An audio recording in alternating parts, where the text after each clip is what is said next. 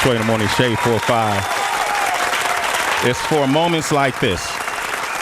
I swear to you on everything I love is why we do this show. You know, on this show, we tried to use this show as a platform to shed light on people's stories, you know, people's struggles that normally don't have a platform like this to do. And then sometimes we have to almost disguise what our mission is so folks don't get turned off by it or polarized by it. And then you see folks who are like-minded in the work that they do, you know, and excel to all these extreme heights and impact the world and impact the youth, impact our grandparents, impact our own generations. And this woman who's here today, I have a special affinity for because of where she comes from and how far her journey has come to get to the point where she is today. And we kind of came up in parallel universes, being that I grew up on the West Coast and through our radio show, the Wake Up Show, through hip hop culture. We were actually in the same circles, you know, in Southern California, when we came down to Southern California, and there was a movement going on called the Good Life. Yes. The Good Life movement. I like that. And where her chops probably, I'm not sure if that's where you first start sharpening up your chops. But, you know, that's when I first became familiar with her. Other artists like the Five Footers, Medusa, Freestyle Fellowship, Big Boy, you know him on the radio. Back then, he was working with Farside, who were dancers, and Razzcast, who was a dancer. Bigger B, God bless his soul. You know, A-Love, Adrian Miller, who now manages Anderson .Paak. Oh, really? Yeah. You know, all these people come from the same nucleus.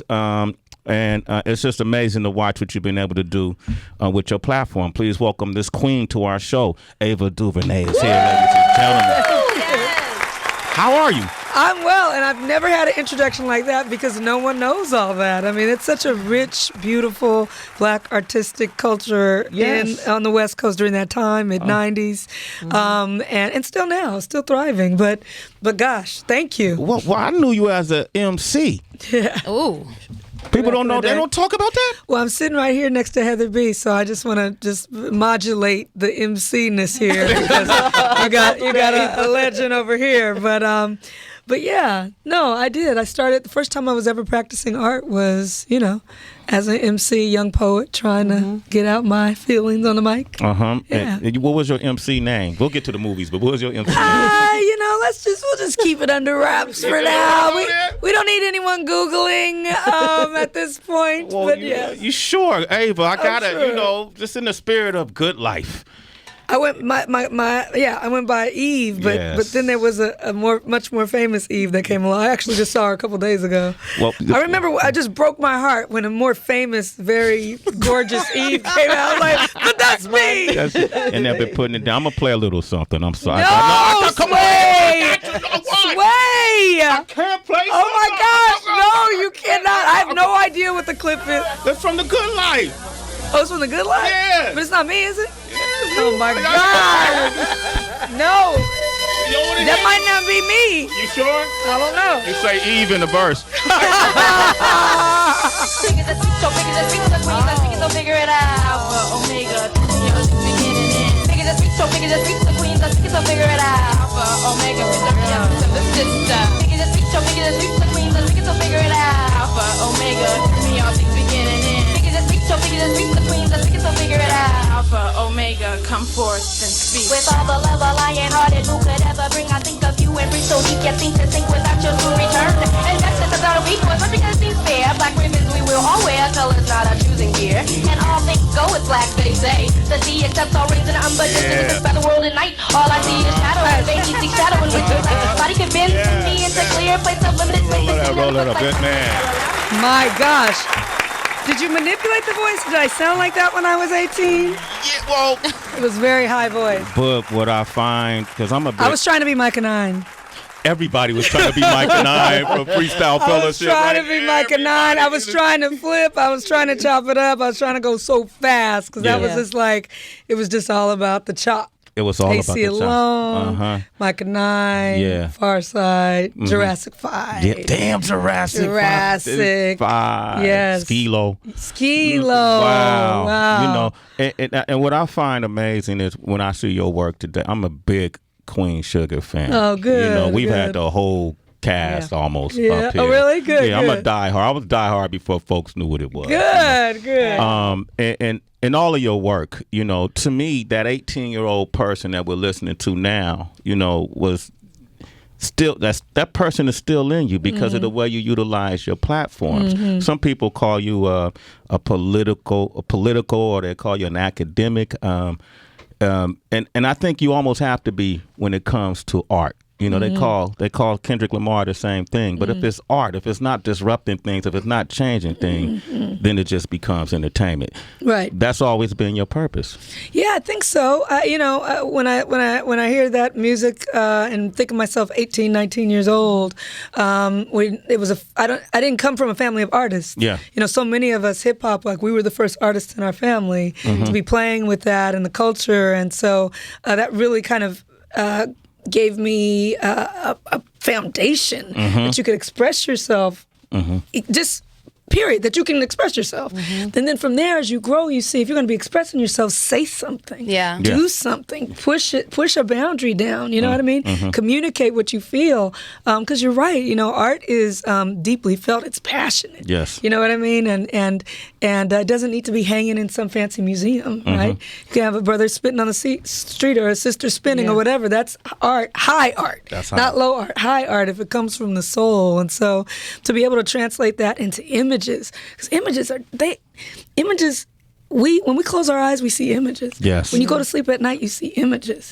When you think about someone who's passed away, you know what I mean? Most of the time you don't hear their voice. You see them in your mind. You know what I mean? Images are really powerful. So to be able to make a film or a TV show and to put images inside someone's mind, Yeah. this is some witchcraft. What is it? I want to do it. You know what I mean? It's true. Yeah. We all have TV shows and movies that we love, and you just can remember the scenes or the expression on someone's face. So I think it's the most, powerful storytelling that I can do because my MC career did not take off. Oh, it could come and off. so it could come back. Yeah, it could come back. You're never too old. Yeah. But yeah, so no, I'm very passionate about it. Okay, Ava DuVernay is here, ladies and gentlemen. Yeah. So then, Ava, what was the transition like? Because I think as the MC, it's just in your heart. It never really goes away, but the business side of it could just eat at you so much. You're just like, look, I don't have time for this shit. I got to go in another direction. What was the transition like from MC to director, writer? Like, what was that like? When I was rhyming, I loved the culture and the community of people at that time. It was this really vibrant place. The West Coast at that time was, the good life was all about, anything that wasn't gangster rap at the time. It was just everybody else. Yeah. It was like good life family.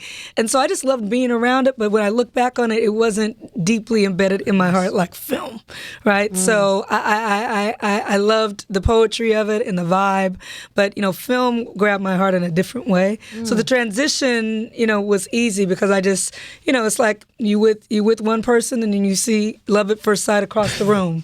You just got to walk over there. You got to go. You can't stay where you are. You got to walk across. And so I just walked across the room. You just walked across the room. Yes, all right, that's good, right. good. Yeah. I'm not sure if you know, but you are the star of like the most popular meme on Instagram right now. No. In a good way. That's a good one, yeah. And I just want to fact check it and then ask you about it if it's true. But it says that you picked up a camera for the first time when you were 32. Yeah. And that's that you true. did not go to film school. That's right. Yes. Can you speak about that? Because Wow. Okay, I thought it was me doing something crazy. no, I want to play you out like that, girl. I wasn't setting you up. Relax. Run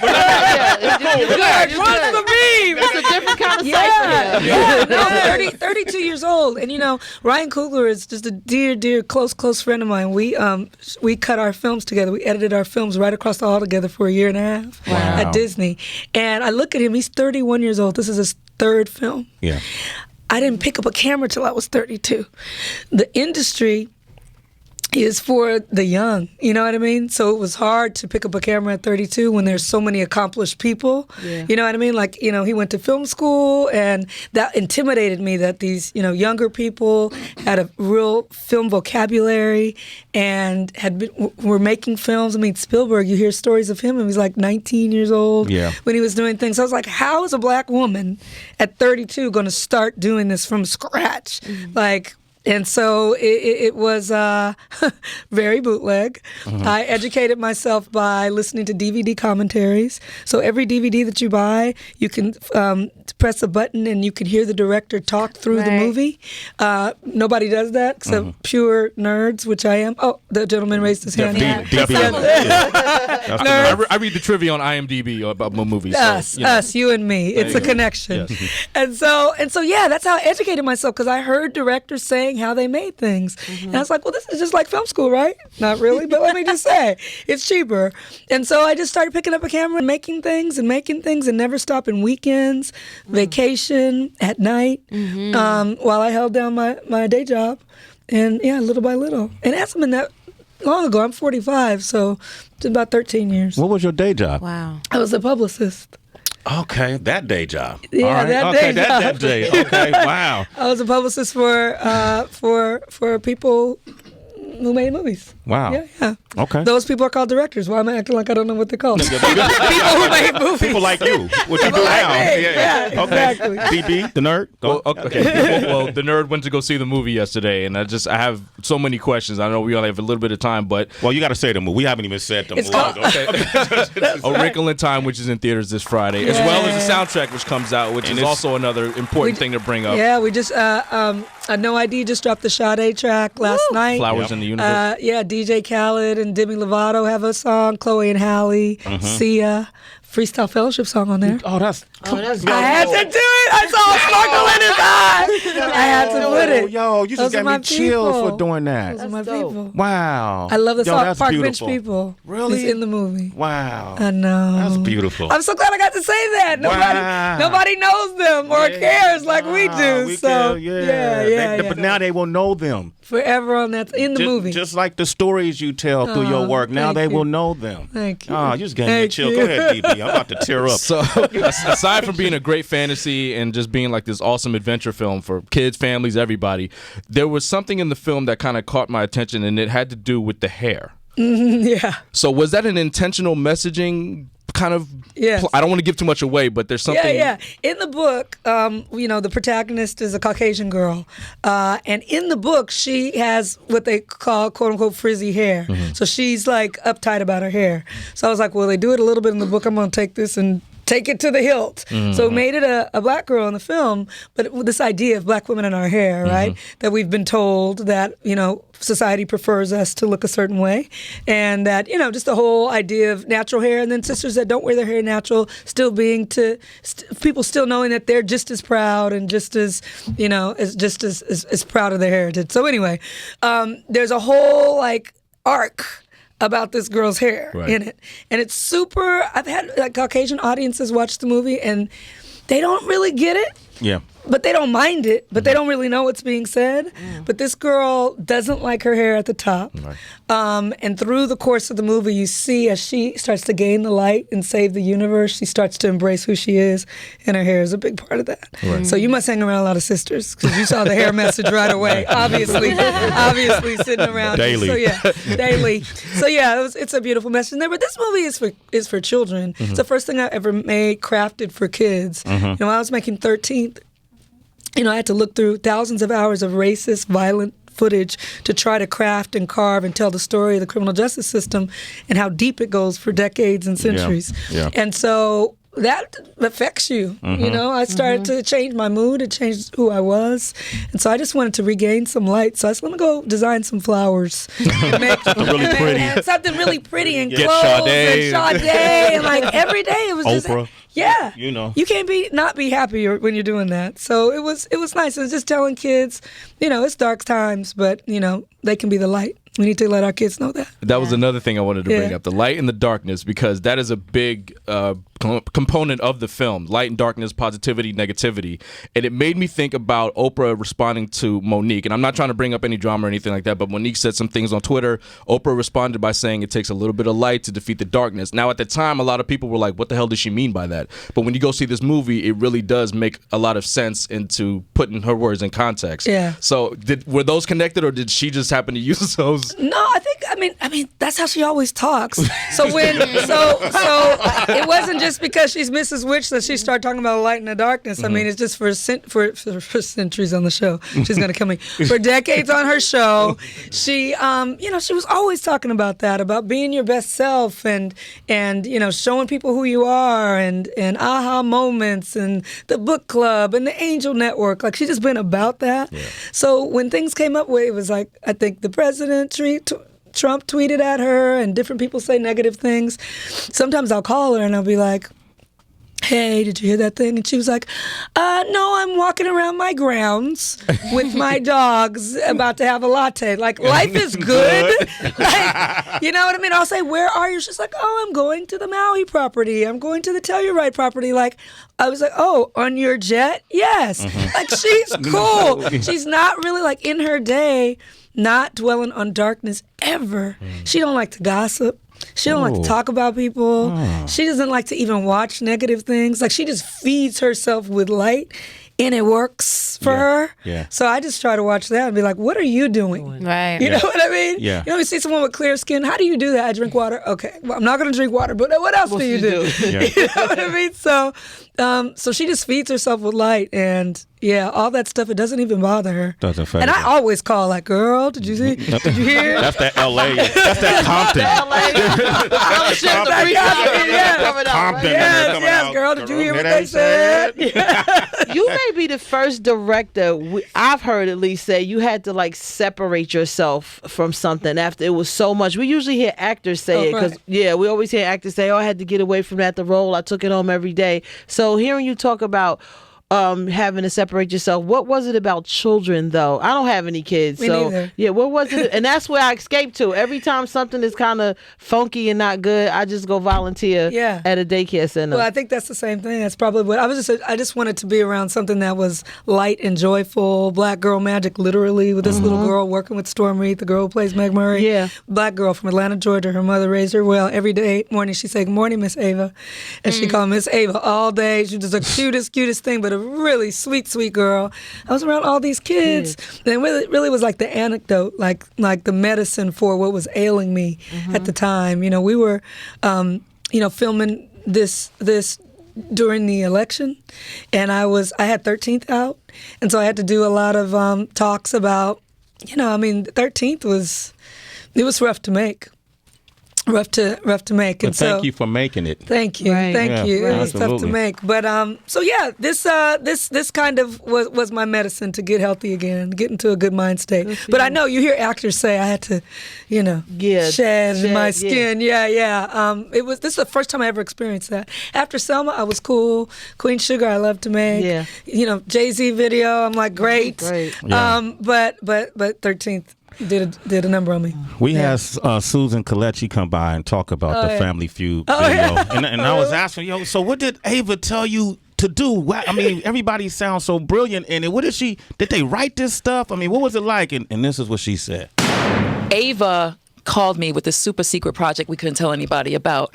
And it was my first time speaking with Ava on the phone. So anything she called me with, I was like, yes. I said yes from the time I picked up the phone. Then she told me about the project. And then, so she just had this whole concept of starting, their family history and then taking it like 300-400 years into the future and all this kind of stuff. So it's a testimony to Ava because she just put a bunch of dope people in a room together so everybody got along.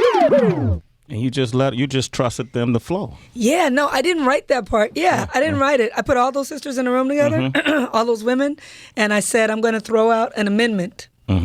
And I want you to talk about it. Niecy Nass was like, an amendment? What? What? Girl, what? I came here to be in a Jay-Z video. But she was brilliant. I said, so everyone's seen 13th, right? And I explained a couple amendments, freedom of speech, whatever. And these women, I just shot them having conversations about it. And they were incredible. The same thing with Omari Hardwick and Jessica Chastain and David Oyelowo and just like all the different people in the movie, Michael B. Jordan and Tandy Newton. Yeah. I said, okay, he walked in, I gave him his robes, Michael B. Jordan. I said, he's like, what am I doing, eh? I was like, okay, you're going to walk in the door, and when you walk through that door, Tandy Newton's going to be there. He's like, what? I was like, she's going to be in bed. He's like, what? I was like, she's going to be in bed with Trevante Rhodes from Moonlight. He was like, wait a minute, what's happening? And I said, you need to get in there and just set up the story. And then I just rolled the camera action, and it was fun. I'd never worked that way because I usually always have a script. But working with Jay, he was like, just do something you've never done, is what he told me. What was his reaction when he saw the final product? He really liked it. He really liked it. I was nervous to show it to him. Because, I mean, Jay-Z, first of all, let's just be clear. I am a massive nerd. Okay. It's not just I wear glasses and I call myself a nerd. Like, really. Glasses on the front. No. Okay. So when the mega rapper calls you and it's like, and it's his voice on the phone and he's like, make something and just do whatever you want, and dope. I was like, is it going to be cool enough? Is it going to be edgy enough? Yeah. What can I do? I can't have women in here with dancing. Like, what do you do? Yeah. And so I shared the concept of the story with him because that song's hard, Family Feud. It was a hard song. Yeah. And anyway, he let me fly with it. We had great conversations, great times. Great collaborator. He could actually be in film. That's what he's doing now. Is he? Yeah. Jay's way. I know Tidal was getting into film. Oh, okay. And look at that. You gonna call him afterwards? I got a project. Like, what's up? I heard you got film. What's happening? I put nothing past that man. Yeah, for sure. The greatest. It was fun. It was a fun experience, and she was lovely. The little girl, Blue Ivy. Yeah. Yeah, she was great. When I first got on the set, she said, she was so clear in her face, and she just looked at me. Beyonce said, "This is the director," and she said, Blue Ivy said, "I'm nervous." She said that. Yeah, and I said, oh my gosh, don't be nervous. I talked with her, and she was like, okay. Just like kids. Someone else would try to go in and be cool, and she was just like, this is who I am, and this is how I feel right now. Yeah. Wow. That's amazing. Gotta love the children. Yes. Gotta love the kids. Yep. Ava, I feel like right now, directors have always been important, but I feel like directors are now becoming just as big as like the actors and actresses as far as like being requested for interviews and like every single quote just being golden and everyone wanted to take photos. Does it put more pressure on you when it comes to like building your public persona and like branding being so important? I know you're very active on social media. That's an interesting question. I mean, I think it's been the case for filmmakers who are not black and who are not women for a long time. We know Spielberg, we know Ridley Scott, we know Michael Mann, we know Mike Nichols, these big names. Really the branded directors we've had, whereas like you ask a black person to name 5 directors, you're going to get Spike and you're going to get Singleton. Yeah. And then it starts to get murky for a lot of years. They can't really grab, and they might not be able to tell you a woman for a long time. Antoine, The average, I'm telling you, if I go to Montgomery, Alabama right now, are they going to be able to say F. Gary Gray? No, okay. Are they going to say, the dude who made Friday, or like by name? Yeah. And I think now, you have Ryan Coogler, you have Dee Reese, you have like directors that people will start to know by name, and we start to move into a space where, we haven't enjoyed that. No one has known our faces or our names. True. And so Malcolm Lee, you know what I mean? Like, so that's exciting, but it's definitely new. Of course, I know all of them because I'm a nerd. But for our people to know who's creating the images just for them, that's a big deal. Okay, so you talk about the kids. I have a 19-year-old daughter who's a second-year student at Tisch here at NYU. Is that right? Yeah. She came up with AGC, the acting collective in L.A., and she had a question for you. Okay. Because I told her you were coming, but she had to go to school today because NYU costs a lot of money. Can't be up here with me. All right, now, so here's her questions. Her name is Kiyomi Calloway. Ava, with movies like A Wrinkle in Time, I have thought about how younger kids who aren't even black will see these Disney characters as their role models. They will see women of color leading a predicted blockbuster hit as role models and may not even think twice about it, kind of similarly to generations whose first president they can remember was black. How does this make you feel to know you're not only altering and empowering the lives of our people, but also opening the minds of other communities? Okay, first of all, your daughter's brilliant. Oh, man. Damn. Yeah, right? And you did that. Yes. So congratulations. Hello, and her mom. Yes, and her mother. Yes, ma'am. So that's very cool. It's incredible. I mean, there's a scene in the movie. And one of the reasons why I didn't want to do the movie, two reasons. I wanted the girl to fly, which she does twice in the movie. And secondly, there's a point in the movie where the little black girl says to a Caucasian boy, "Do you trust me?" Mm-hmm. It's chaos all around them. They're not going to make it out alive. She has an idea about how to do it. She turns to him and says, "Do you trust me?" And he says, he thinks for 1 second, he says yes, and he follows her. And we may think that that is just a little scene in a movie, but if more people who I work with in Hollywood, the Caucasian men that I'm in rooms with and on sets with, had seen that image early on, I might not get questioned as much, looked at, disrespected as much, because they just saw early on when they were 8 or 9 or whatever, a black woman, a black girl leading and them following. And so the question that your daughter asks is so important because, yes, this film is for girls of color to see themselves and boys of color to see themselves, but it's also for kids who are not of color to see us in that leadership position. Yeah. And all those are seeds planted on fertile ground. That's why it's important to get to kids. So they're just open, fertile ground, right? Yeah. And if you can plant those seeds there, they will blossom into more fully realized people. Like this little boy, Timothy Chalamet, who loves Cardi B, do you know? Yeah. He brought his mom to the Oscars. And he was in this film called Call Me By Your Name. He was nominated for the Oscar a couple days ago. Yeah. And every time you see him, real straight up white boy. Yeah. Just you look up cool white kid in the dictionary, it's him. It's his face. It's his face. But every time he opens his mouth, he's talking about inclusion and everyone belonging and all his friends of different colors and, the music that he loves and why and women's empowerment. It's like, this is like a 19, 20-year-old kid. Yeah. Someone planted a seed in that kid early, right? Yes. And so we need more. We need more of that. So this film I made for kids of color, but also, just like your daughter says, it's important for everybody to see kids of color in those power positions because they may blossom into something beautiful. Ava DuVernay, ladies and gentlemen. Yay. I'm so happy to be here. Yes. A Wrinkle in Time in theaters this Friday. Pick up the soundtrack, too. Yeah. It's a good soundtrack. Sade agreed to do the song. I saw you tweet about that. Congratulations. You got to come back when you come back in New York. I would love come to. Hang out it feels with us. good to be here. That's good. Yeah, that's great. It's good to have you here. You gave me chills today. I'm glad to know she's a nerd. That makes me even more of a bigger fan. Sway was like, Heather B was like, I have no parts of the nerddom. No. I love it because it's inside of all of us. Like, that's right. Honest. There's a nerd in all of us. There's a nerd in all of us. It's Sway in the morning, only on Shade 45.